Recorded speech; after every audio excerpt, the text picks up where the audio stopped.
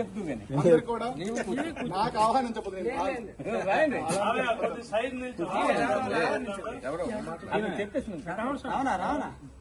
అలాగే మన రిటైర్ అయ్యి మన ఊర్లోకి వచ్చిన మన వద్ద కృష్ణారావు గారు కూడా వచ్చి వేదిక పైన వచ్చి కావాల్సిందిగా కోరుతున్నాం.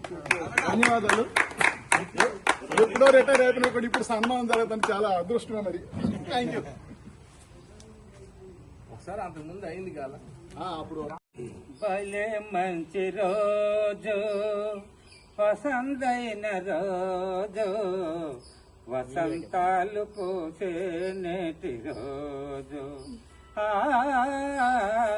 వసంతాలు పూసే నేటి రోజు. భలే మంచి రోజు, వసంతైన రోజు, వసంతాలు పూసే నేటి రోజు, వసంతాలు పూసే నేటి రోజు.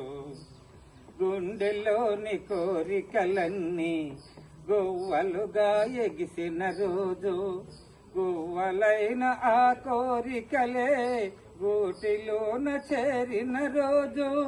గుండెలోని కోరికలన్నీ గువ్వలుగా ఎగిసిన రోజు, గూటిలోన గువ్వలైన ఆ కోరికలే గూటిలోన చేరిన రోజు. నింగిలోని అందాలన్నీ ముంగిటలోనే నిలిచిన రోజు, భలే మంచి రోజు, వసంతైన రోజు, వసంతాలు పూసే నేటి రోజు, వసంతాలు పూసే నేటి రోజు. చందమామ అందిన రోజు, బృందావని నవ్విన రోజు, కులదైవం పలికిన రోజు. చందమామ అందిన రోజు, బృందావని నవ్విన రోజు, తొలి వలపులు చిలికిన రోజు.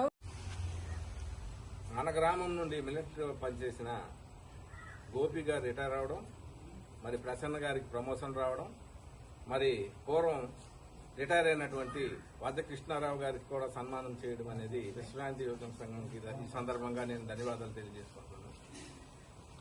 మిలిటరీలో పనిచేయడం అంత సామాన్యమైన విషయం కాదు. చాలా మంది అనుకుంటారు మిలిటరీ నుండి రిటైర్ అయినప్పుడు డబ్బులు వచ్చాయి, ఆ డబ్బులు వచ్చాయి.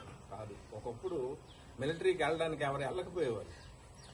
అటువంటి సమయంలో ఇప్పుడు ఈవెన్ కృష్ణ జాయిన్ అయిన టైంకి కూడా మిలిటరీ అంటే ఎవరు వెళ్ళకపోయేవారు. ఎందుకు వెళ్ళకపోయేవారు? ఎక్కడో యుద్ధాలు వస్తాయి, బార్డర్లో వేసేస్తారు. ఆ బార్డర్లో వేస్తే పరిస్థితులు ఎలా ఉంటాయంటే, ఈ మంచు కొండల మధ్యన ఒక్క 5 నిమిషాలు మనం ఉండలేము, 24 గంటలు కూడా అక్కడ కాపలా కాయాలి. మరి అటువంటి ఈ బార్డర్లో కూడా కాపలా కాసే మిలిటరీ మ్యాన్లకి ఇలాగ కాదు, వాళ్ళకి చిన్నాళ్ళు నాకంటే అందరూ చిన్నాళ్ళు, వాళ్ళకి పాదాభివందనం చేసినా మన రుణం తీర్చుకోలేము. ఎందుకంటే మన భారతదేశానికే భద్రతా విషయంలో కాపలా కాస్తున్నటువంటి ముఖ్యమైన ఆర్మీకి ఇక్కడే కాదు ఎక్కడైనా సరే బాగా పూజించడం ఆనవాయితీ.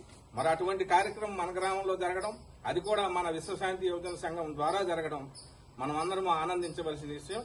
కొంచెం లేట్ అయినప్పటికీ బాగా చేసినందుకు ఈ సందర్భంగా మన యువతకు అందరికీ ధన్యవాదాలు తెలియజేసుకుంటూ, వచ్చిన పెద్దలందరికీ ధన్యవాదాలు తెలియజేసుకుంటూ అదేవిధంగా నాకు ఆహ్వానం చెప్పదు.